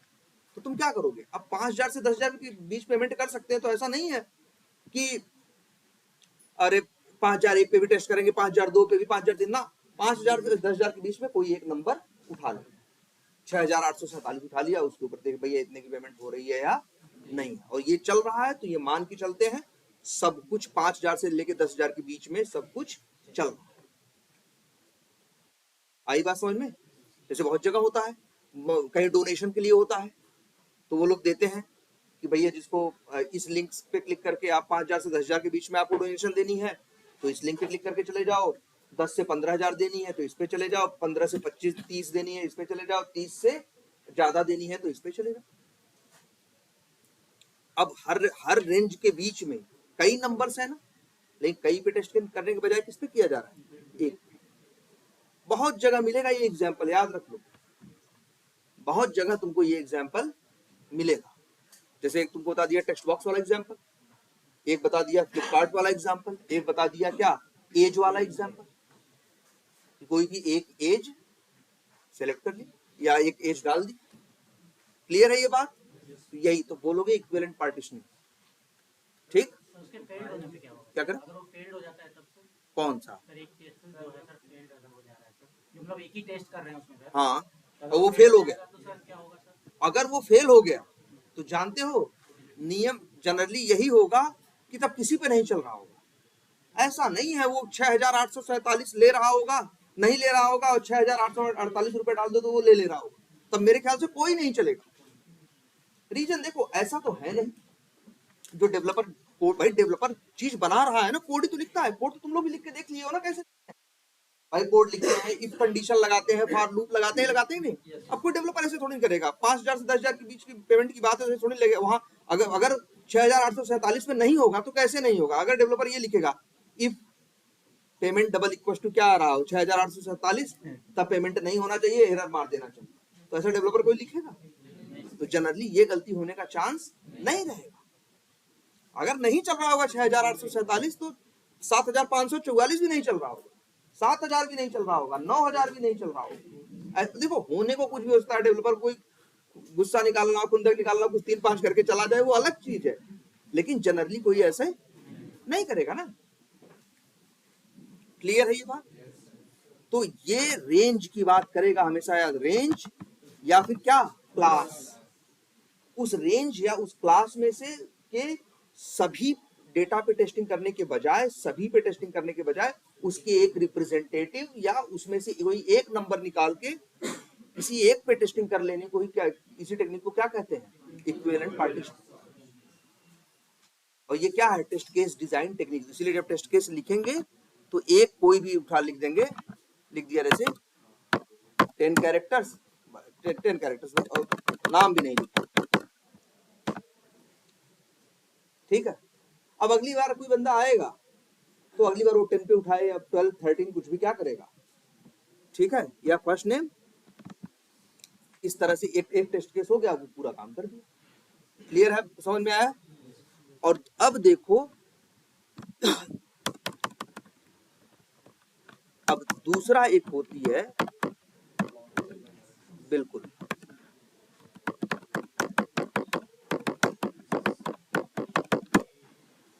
बाउंड्री वैल्यू एनालिसिस, या इसी को बीवीए भी बोलते हैं। क्या बोलते हैं? बीवीए या बाउंड्री वैल्यू एनालिसिस। ये भी एक टेक्निक है। किस लिए इस्तेमाल होती है? टेस्ट केस लिखने के लिए, ये सोचने के लिए किस पे टेस्ट करना है और किस पे टेस्ट नहीं करना है। जैसे हमने देखो 3 से लेके 20 अक्षर थे, हमने 4 पे तो, हमने 5 पे तो नहीं टेस्ट किया, 6 पे नहीं किया, 7 पे नहीं किया, हमने रेंडमली किस पे कर लिया है? 11 या 12 पे टेस्ट कर लिया कि नहीं कर लिया? तो हम ये सोच के चल रहे हैं ना कि 11 या 12 पे कर ले रहे हैं, 14 15 16 17 5 7 9 11 इन पे हमें करने की जरूरत नहीं। अब दूसरी चीज आती है क्या? Boundary value analysis. ये भी जुड़ी हुई है किससे? रेंज से या क्लास से। अच्छा, जब कोई रेंज होती है, जब कोई क्या होती है, रेंज होती है या कोई क्लास होती है, तो वो कहीं शुरू होती है और कहीं क्या होती है, खत्म होती है। जैसे यहाँ पे है नहीं, कम से कम 3 अक्षर का और ज्यादा से ज्यादा 20 अक्षर का, या उम्र 18 से लेके 100 के बीच में, या वहां प्रोडक्ट आ रहे हैं तो 1 से लेके 100 तक आ रहे हैं कि नहीं, 100 आ रहे हैं तो कहीं स्टार्ट हो रहा है और कहीं क्या हो रहा है, खत्म हो रहा है ना। तो बाउंड्री वैल्यू एनालिसिस किस चीज के बारे में बात करता है? बाउंड्री वैल्यू एनालिसिस बात करता है किसी रेंज की बाउंड्री को टेस्ट करने का। बाउंड्री का मतलब जहां से शुरू हो रहा है, जैसे इसमें यहाँ क्या है, बाउंड्री क्या है, कम से कम 3 अक्षर, ज्यादा से ज्यादा क्या 20 अक्षर, तो यही क्या है इसकी बाउंड्री, 3 और 20। क्लियर है ये बात? तो जानते हो बाउंड्री वैल्यू एनालिसिस में क्या करेंगे, जब हम टेस्ट केस लिखेंगे तो हमें एक डाउट रहेगा, भाई डेवलपर बना रहा है लेकिन हमें लगेगा कि एक बार 3 अक्षर का नाम जरूर लेके देखो। इसका 3 अक्षर का और 2 अक्षर का, 3 अक्षर और क्या 2 अक्षर और 20 अक्षर और 21 अक्षर। तब एक तो हम 12 अक्षर का चुने थे, वो किसके सहारे पाए थे, इक्विवेलेंट पार्टीशनिंग के सहारे। और लेकिन अभी हमें ये भी टेस्ट करना होगा कि 3 अक्षर का नाम और 2 अक्षर, 3 अक्षर का नाम, ऐसा तो नहीं 3 अक्षर का नाम भी देखेंगे और 2 अक्षर का भी देखेंगे। 2 अक्षर में तो एरर आना चाहिए ना। और कौन सा देखेंगे, 20 और एक क्या 21। तो ये हमारे कितने टेस्ट केस बन गए, 5। एक तो उससे मिल गया था, किससे, बाउंड्री वैल्यू से, और 4 किससे मिल गए, बाउंड्री वैल्यू एनालिसिस से 4 मिल गए, इक्विवेलेंट पार्टीशनिंग से कितने मिल गए, 1। 5 मिल गए कि नहीं मिल गए? ठीक है।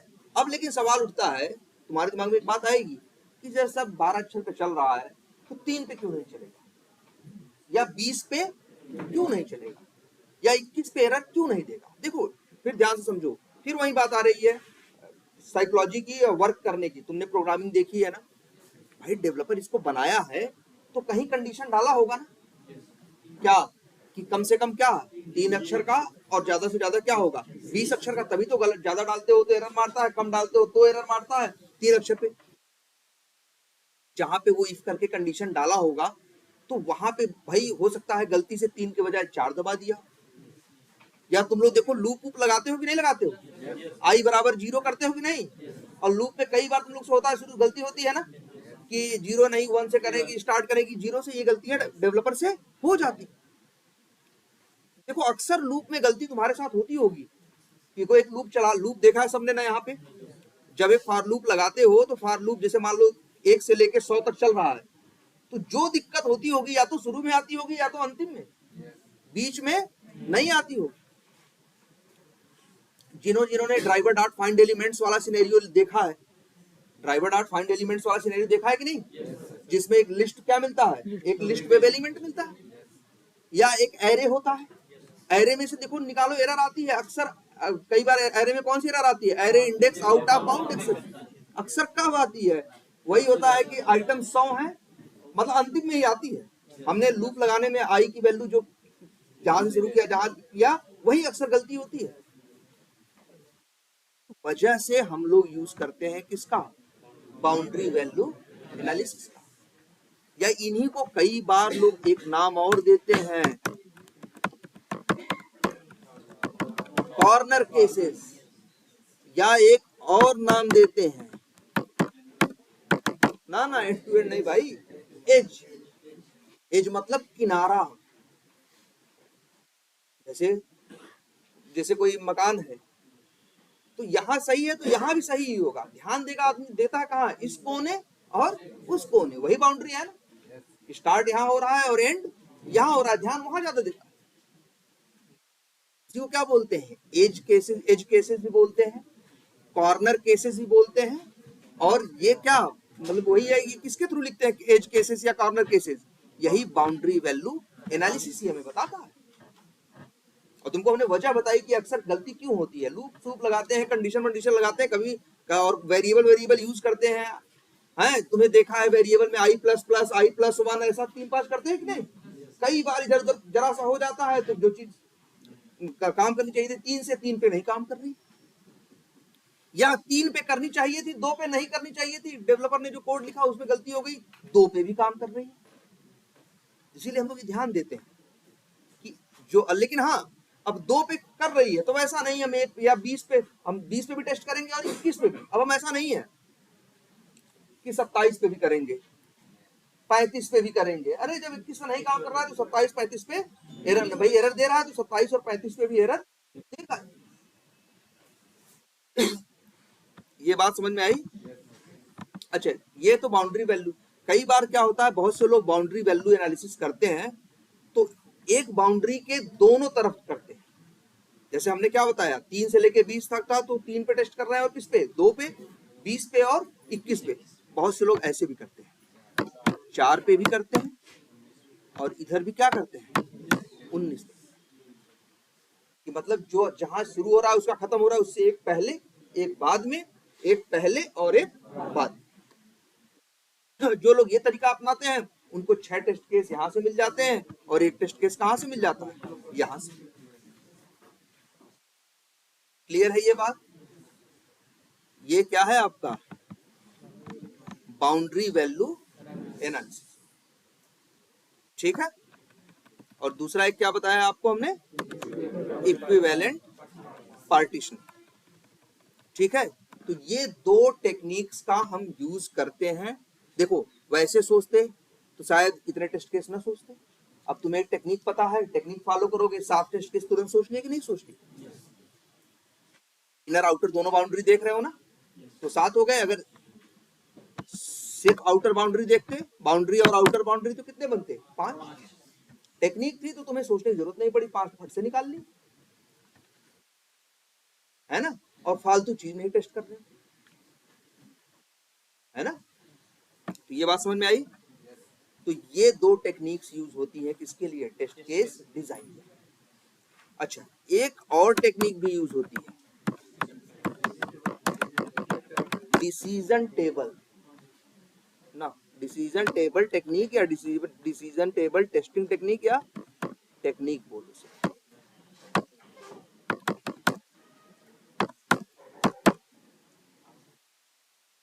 ठीक है, डिसीजन टेबल टेक्निक।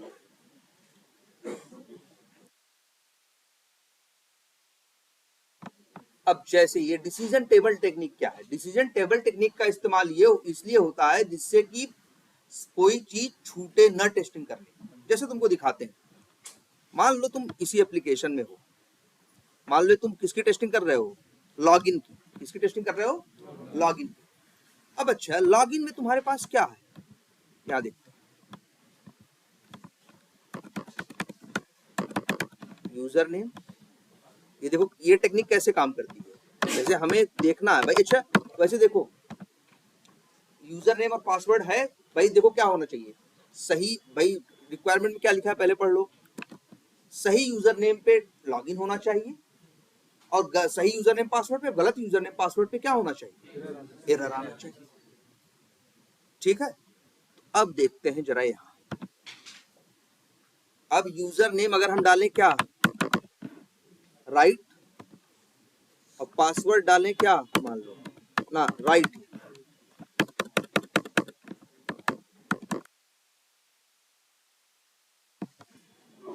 ठीक है, और तब क्या हो जाना चाहिए, लॉगिन, मान लो लॉगिन के लिए हम लिखते हैं क्या, वाई। वाई हो जाए तो समझ लो क्या हो गया, भाई लॉगिन हो जाना चाहिए वाई। अगर ये है क्या,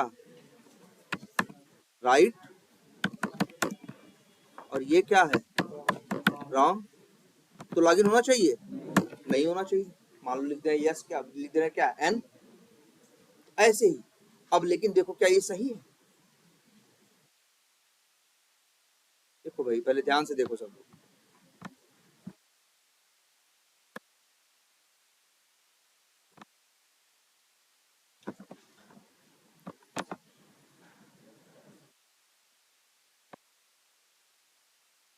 सही है, इतनी टेस्टिंग कर लेंगे तो हम समझ जाएंगे भाई सही पे देख लिया और किस पे देख लिया, गलत पे देख लिया। लेकिन नहीं, देखो यूजर नेम सही डाला, पासवर्ड सही डाला, अब यूजर नेम क्या डाला, सही डाला, पासवर्ड क्या डाला, गलत डाला। अब ये भी तो पॉसिबिलिटी बनती है, पासवर्ड यूजर नेम क्या डालो, सही डालो, गलत डालो, और पासवर्ड क्या डालो, सही डालो। और ये भी तो पॉसिबिलिटी बनती है कि दोनों ही क्या डालो, रॉन्ग डालो।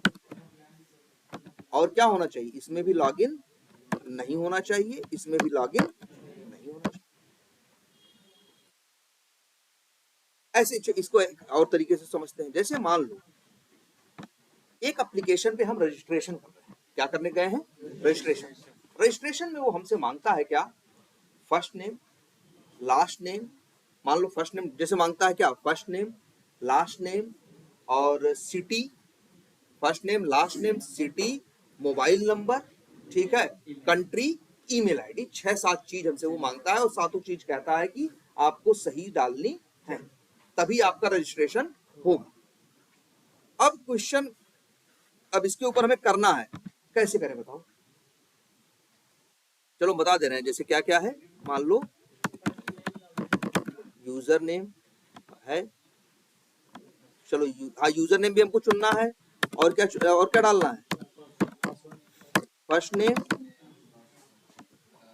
और फिर क्या, लास्ट नेम, मान लो सिटी या डाल देते हैं मान लो क्या, पिन कोड, और डाल देते हैं क्या, मान लो मोबाइल।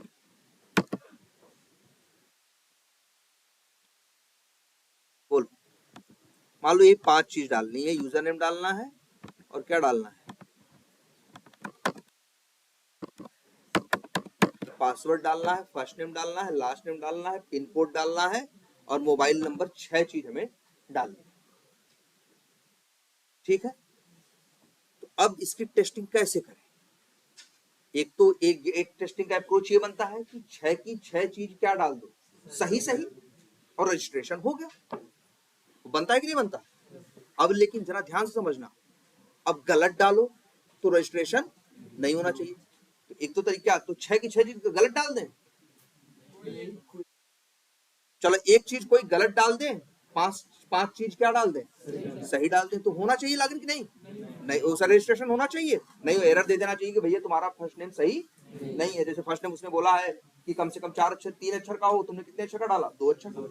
क्या बोला है मैक्सिमम 20 अक्षर का, उन्होंने तुमने डाला कितने अक्षर का, 25 अक्षर का, तो होगा नहीं होगा ना। ध्यान समझ, अभी समझना इसको। तो कितने टेस्ट केस बनेंगे इसमें,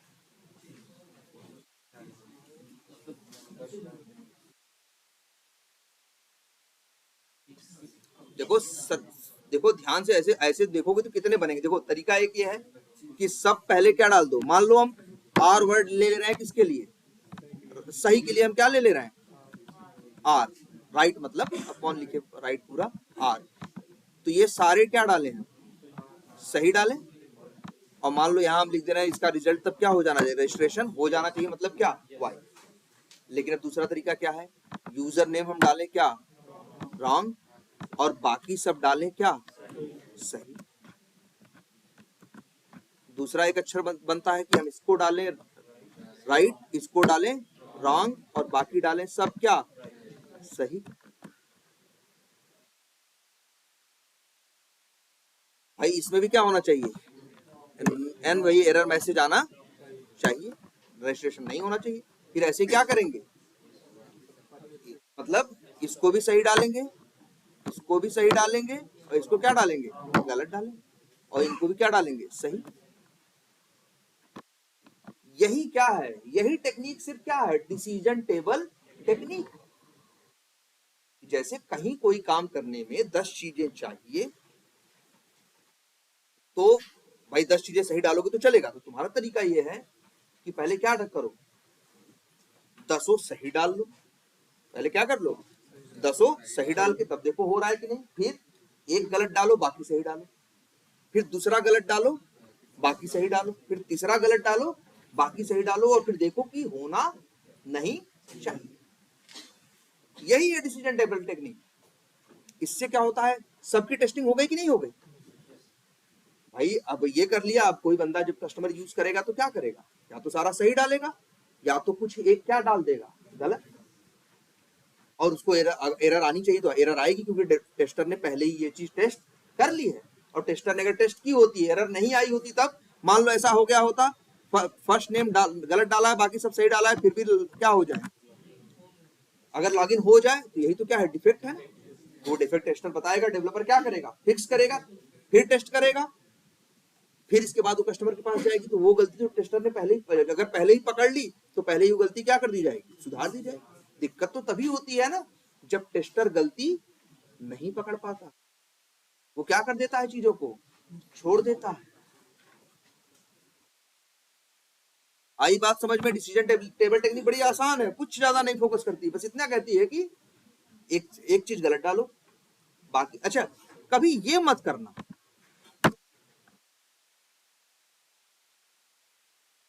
दो गलत मत डालो, क्योंकि अगर दो गलत डाले और रजिस्ट्रेशन नहीं होना चाहिए, लेकिन फिर भी रजिस्ट्रेशन हो जाए, तो एक चीज तुम्हारे दिमाग में आएगी ना, आखिर ये किस वजह से हुआ, इसकी फर्स्ट नेम की वजह से या लास्ट, तो कंफ्यूज, आखिर इसका जिम्मेदार कौन है, फर्स्ट नेम या लास्ट नेम होती है, बनती है। इसी यहीं से एक चीज जनरेट होती है जिसको हम लोग बोलते हैं, एक वर्ड यहीं से आता है। क्या हम लोग ऐसा इसलिए नहीं करते कभी, इसमें हम एक गलत डालते हैं और बाकी सही डालते हैं, फिर दूसरा गलत डालते हैं, बाकी सही डालते हैं। अगर ऐसा नहीं करते तो कभी कभी दिक्कत आ जाती है इसकी, डिफेक्ट मास्किंग, कि मतलब डिफेक्ट तो आया, लेकिन हमको अब क्या है, कंफ्यूजन है कि डिफेक्ट किसकी वजह से आया, क्योंकि दोनों लोग गलत है ना, तो हम किसके ऊपर नाम लगाएं, ये गलत इसकी वजह से आया, उसकी वजह से, इसीलिए ऐसा करते हैं, एक गलत डालते हैं और बाकी क्या डालते हैं, सही, फिर दूसरा गलत बाकी सही, तीसरा गलत बाकी सही। और यही अप्रोच क्या है, डिसीजन टेबल टेक्निक। तो मतलब अब देखो, अब तुम्हारे पास टेस्ट केस लिखने के लिए ये तीन चीजें हैं, कौन कौन सी, equivalent partitioning, boundary value analysis और डिसीजन टेबल टेक्निक। अब जब इन तीनों का तुम इस्तेमाल करोगे, अब तुम टेस्ट केस लिखो, तो ढेर सारे टेस्ट केस बन जाएंगे, लेकिन बड़े परफेक्ट टेस्ट केस बनेंगे, ना तो वो अननेसेसरी रहेंगे, और वो सबसे बड़ी बात यह है कि मेन सारी चीजों को क्या कर लेंगे, टेस्ट भी कर लेंगे, सब चीज क्या कर लेंगे, कवर भी कर लेंगे। तो इन तीनों का इस्तेमाल करके तुम्हें टेस्ट केस लिखना है। जब भी कोई रिक्वायरमेंट पढ़ोगे तो रिक्वायरमेंट में लिखा रहेगा ना कि ये चीजें हैं, ऐसे ऐसे होना चाहिए, तो तुम उसमें देखोगे, जहां तुमको रेंज दिखाई देगी, तुम्हें तुरंत दिमाग में तुम्हारे आ जाना चाहिए कि यार इसके लिए तो हमने सीखा है क्या, इक्विवेलेंट पार्टीशनिंग। पूरे रेंज के सब डेटा पे टेस्टिंग करने से बजाय रेंज का एक डेटा उठाएंगे और उसी के ऊपर टेस्टिंग करेंगे, हम समझ लेंगे सारा चल रहा है। फिर तुम्हें पता है क्या, रेंज है तो बाउंड्री भी होगी, रेंज है तो क्या होगी, बाउंड्री भी होगी। तो तुम क्या करोगे भाई, बाउंड्री वैल्यू एनालिसिस पे और बाउंड्री वैल्यू एनालिसिस का भी यूज करोगे। और फिर डिसीजन टेबल क्या, जब 3-4 क्या होंगी, 4-5-6 फील्ड होंगी किसी भी पेज, जैसे लॉगिन करते हो तो यूजर नेम पासवर्ड चाहिए कि नहीं चाहिए, रजिस्ट्रेशन कर रहे हो तो 6 चीज चाहिए, वी टाइगर में जाओ अकाउंट बनाओ तो 20 चीज चाहिए कि नहीं चाहिए। तो डिसीजन टेबल टेस्टिंग ये बताती है कि जब भी हम कोई फॉर्म फिलअप करते हैं, क्या करते हैं, फॉर्म फिलअप करते हैं, जैसे अकाउंट क्रिएट कर रहे हो, क्या कर रहे हो, एक तरह से फॉर्म ही तो है, रजिस्ट्रेशन कर रहे हो क्या है, फॉर्म ही तो है। तो जब भी कहीं कोई फॉर्म वन फिलअप कर रहे होते हैं, जहां पे 7-8 चीजें होती हैं और सब एक दूसरे के ऊपर क्या होती हैं, मतलब एक भी गलत होगा तो काम नहीं होगा, तो वहीं पे हम इसका यूज करते हैं, किसका, डिसीजन टेबल टेक्निक का। तो फिर ये भी दिया, तब जब ये तीन चीज, वही तो हमेशा जब भी तुम रिक्वायरमेंट पढ़ते हो तो हमेशा पहले सोचते हो, भाई देखोगे, पढ़ोगे ध्यान से, समझ में आएगा कि यार यहाँ पे कोई रेंज है या नहीं है, यहाँ बाउंड्री है या नहीं है, यहाँ पे 4 6 जो है इनकी एक दूसरे पे डिपेंडेंसी है या नहीं। अगर डिपेंडेंसी होगी तभी दिक्कत है, अगर डिपेंडेंसी नहीं है तो दिक्कत नहीं। हाँ बोलो। मार्कर या फिर टेबल जो देते हैं पूछते हैं तो उसमें टेस्ट डिजाइन टेक्निक को कैसे इंप्लीमेंट करें या जैसे जैसे कहाँ पे जैसे मार्कर पूछ लिया, मार्कर मतलब टेस्ट केस तो वो उसने टेस्ट केस डिजाइन जैसे टेस्ट केस लिखना होता है, हाँ। मार्कर दे दिया फिर टेबल वो दे दिया फिर टेस्ट केस लिख के बताइए, तो उसको इस टेस्ट केस ये इंप्लीमेंट करेंगे करके बताएंगे या फिर कैजुअली बताएंगे? ना ना ना, और देखो पहली बात तो तुम अगर कैजुअली भी बताओगे तो सही तभी बताओगे जब इस टेक्निक का यूज करोगे। लेकिन इसको कैसे सर किसको? हाँ। इन सब चीजों का अलग अलग सर्कमस्टेंस पे अलग अलग टेक्निक यूज बिल्कुल बिल्कुल, वही तो कह रहे हैं। अगर रेंज नहीं है, अब टेस्ट के इसमें लिखा है कि एक बटन पे क्लिक करो ऐसा होना चाहिए, अब यहाँ कोई रेंज वेंज थोड़ी ना है। उसमें लिखा है कि भैया ये एक बटन आ गई है, अब से इस बटन पे क्लिक करो कैलेंडर खुल जाएगा। तो यहाँ कौन सा इस भाई ये भी फंक्शनलिटी आ गई एप्लीकेशन में, पहले नहीं थी अब आ गई। जैसे एक बटन आ गया कैलेंडर नाम का, उस पर क्लिक करोगे तो कैलेंडर दिख जाएगा। तो अब इसमें यहाँ पे कोई रेंज वेंज है ही नहीं, यहाँ कोई रेंज वेंज है ही नहीं, तो यहाँ बाउंड्री वैल्यू एनालिसिस, यहाँ इक्विवेलेंट पार्टीशनिंग इसका यूज नहीं है। बात ये नहीं कि हर जगह इस्तेमाल होंगे, बात ये है कि जब रिक्वायरमेंट पढ़ोगे तो तुम देखोगे कि भाई अगर रिक्वायरमेंट में किसी रेंज की बात कर रहा होगा, दो क्लासों में चीजों को क्या किया होगा, डिवाइड किया होगा या क्या किया होगा, बांटा होगा, ठीक है। तो वहां पे तुम किसका यूज करोगे, बाउंड्री वैल्यू, तो सॉरी इक्विवेलेंट पार्टीशनिंग का, और वहां ऐसा है तो बाउंड्री भी होगी, फिर किसका यूज करोगे, बाउंड्री वैल्यू एनालिसिस।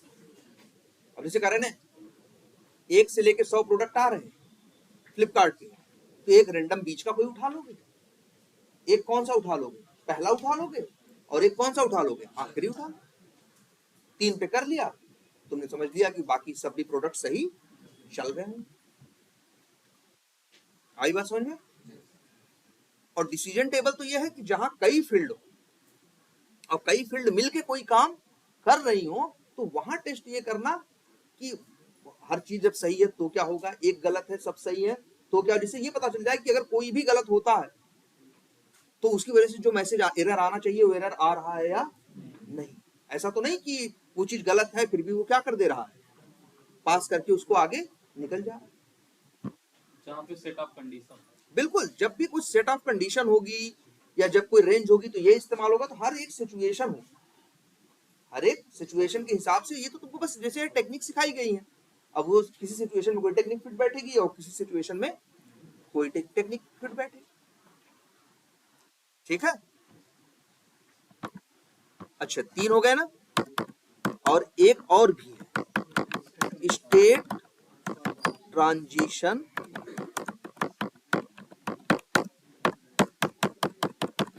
क्या लिखा है, स्टेट ट्रांजिशन डायग्राम। ये भी एक टेक्निक है जिसका इस्तेमाल होता है टेस्ट केस डिजाइन करने में। जैसे देखो, अच्छा बताओ, तुम्ही को हमने बताया था, जैसे मान लो एक एप्लीकेशन में पेज है, पेज क्या है, एक लॉगिन का पेज है, लॉगिन के पेज से वहीं एक फॉरगॉट पासवर्ड का भी क्या है, ऑप्शन है कि नहीं है। और फॉरगॉट पासवर्ड में जाते हो, जब फॉरगॉट पासवर्ड में क्या करते हो, तुम रीसेट करते हो, ओटीपी डालते हो, और सब ओटीपी सही डाल के जब पासवर्ड नया डाल के रीसेट कर देते हो तो रीसेट हो जाता है और तुमको फिर से कहाँ ले आ देता है, लॉगिन पेज पे ले आ देता है। लॉगिन पेज पे गए, वहां से कहाँ जा सकते हो, रजिस्ट्रेशन पेज पे,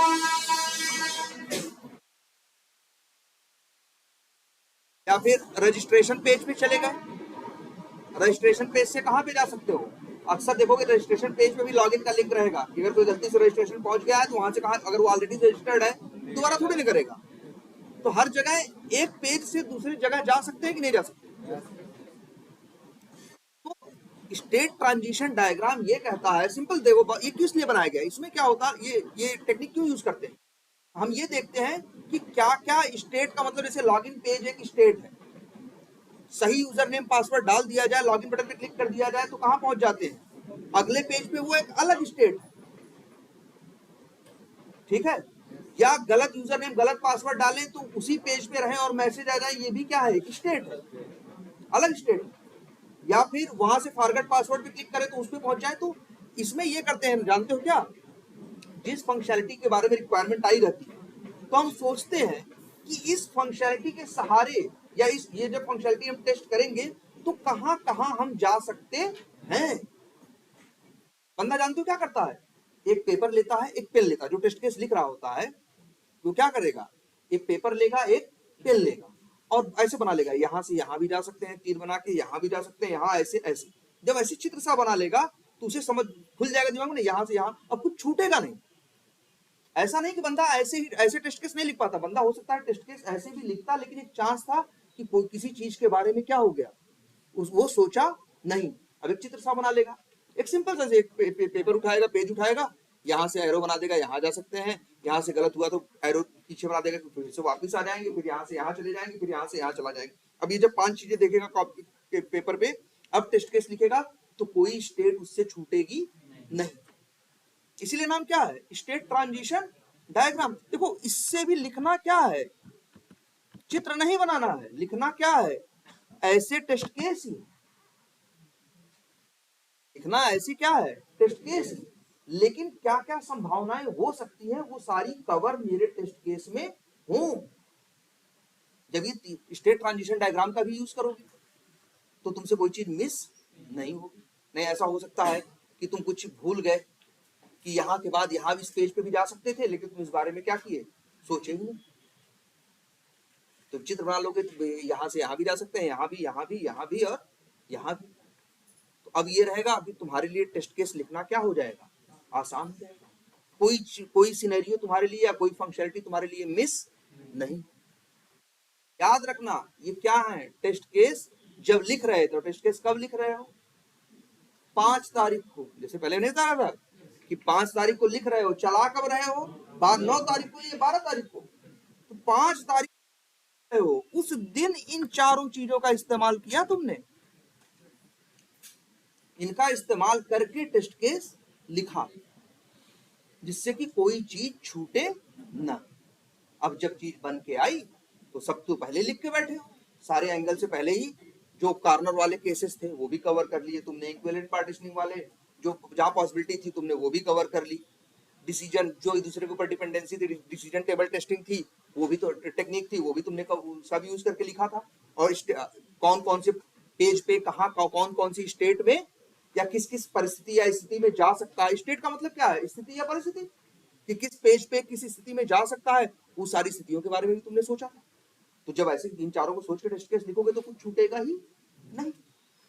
तो क्या होगा, कम से कम टेस्ट लिखोगे, लेकिन उतने ही लिखोगे जितने लिखने हैं, न कम होंगे न ज्यादा। क्लियर है? तो ये भाई इंटरव्यू में तो ये जरूर पूछते हैं, क्या टेस्ट केस डिजाइन टेक्निक्स क्या क्या, और तुमसे ये पूछेंगे, ये चारों पूछोगे भाई क्या क्या क्या है, पूछेंगे तो बताओगे। या पूछेगा टेस्ट केस लिखने के लिए कि टेस्ट केस डिजाइन करने के लिए, राइट करने के लिए किन टेक्निक्स का तुम यूज करते हो, इन चारों का नाम बताओ। और फिर पूछेगा कि भाई कौन कौन सी है, तो बताओगे इक्विवेलेंट पार्टीशनिंग। तो हम बोलोगे if there is a range then we are not testing the whole range, we are just picking one value from the range and test. Boundary value analysis, we just test at corners या edges, या वही बताओगे कि boundaries पे, lower boundary पे और higher boundary, और उसके पहले और उसके बाद में, या उसके पहले और उसके बाद में। और फिर पूछेगा स्टेट ट्रांजिशन डायग्राम क्या है, तो ये बताओगे कि जो फंक्शनैलिटी होती है वो हम देखते हैं कि इस फंक्शनैलिटी के सहारे हम कहां कहां जा सकते हैं, या एप्लीकेशन जो है किस किस स्टेट में जा सकते हैं, वो स्टेट से एक बार हम बना लेते हैं, फिर उसको देखते हैं, फिर टेस्ट केस लिखते हैं, तो कुछ छूटता नहीं।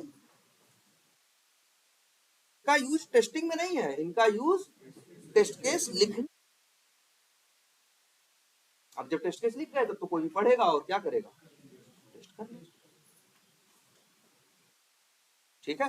और ये जरूर पूछा जाता है इंटरव्यू में, मेरे ख्याल अभी भी कोई जो लोग दे रहे होंगे जरूर पूछ रहे होंगे टेस्ट केस डिजाइन टेक्निक्स बताओ। मैनुअल में स्मोक और जैसे स्मोक रिग्रेशन वो सब इंपॉर्टेंट है, वैसे ही सेम ये भी किस पे? लिफ्ट वगैरह। हाँ लिफ्ट पे, हाँ लिफ्ट पे बोलेंगे भाई। अब लिफ्ट पे भी देखो बाउंड्री वैल्यू एनालिसिस लगेगी। मान लो एक फ्लोर से लेके 20 फ्लोर तक जाना है, एक रेंज है ना। यस। अब हर फ्लोर पे लगा लगा के टेस्ट करने की जरूरत तो नहीं। 5वें भी देख लिया तो चल रही है, तो जैसे मान लो लिफ्ट लिफ्ट चलती है, लिफ्ट बिगड़ती भी तो है, देखोगे। फिर कोई आके बनाता होगा, अब बनाने के बाद फिर चला के एक बार देखता होगा ना कि यार वही वही समझ लो टेस्टिंग कर रहा है वो। अब ऐसा नहीं है कि एक एक फ्लोर पे दबा दबा के देखेगा नहीं पहला चल रहा है कि नहीं, दूसरे पहुंच रहा है कि नहीं, तीसरे पे कहेगा 5 7 दबा दिया, देखा अच्छा 7वें पे पहुंच गए, समझेगा ठीक है। ठीक है, 7वां 8वां देख लेगा फ्लोर, एक ग्राउंड फ्लोर देख लेगा और एक सबसे टॉप वाला फ्लोर, है ना। 2-3 फ्लोर देख के वो समझ जाएगा कि हाँ लिफ्ट सही काम कर रही है। हाँ भाई देखो, जो लोग इंटरव्यू दे रहे हो, लिफ्ट पे टेस्ट केस, एटीएम पे टेस्ट केस, और सबसे बड़ी बात है ये नेट से देखो। ये नेट पे जैसे बहुत सी साइटों पे बड़े ये, क्योंकि बड़े ये नॉर्मल क्वेश्चन है जो इंटरव्यू में पूछे जाते आए हैं आज से नहीं, 20 साल से। यही लिफ्ट टेबल, देखो लिफ्ट पे टेबल पे, ये वॉल क्लॉक घड़ी, इंटरव्यू हम लोग देने जाते थे तो बहुत यही से पूछते थे पहले, जैसे टेस्ट केस के मामले में कि अभी तुम मतलब भाई जहाँ पे भी जाओ ऑफिस में लिफ्ट तो रहती है, जिस लिफ्ट से आए हो उसके ऊपर बताओ, या जिस चेयर पे बैठे हो उसके ऊपर लिखो, ठीक है। या फिर जो तुम्हारा ये है वही घड़ी लगी रहेगी क्या, वॉल क्लॉक पे बताओ, है तो उसमें सब बताओगे क्या क्या टेस्ट करोगे। एक घड़ी भाई, एक टेस्ट करने का मतलब पहले लिखोगे, फिर घड़ी बनेगी तब देखा जाएगा।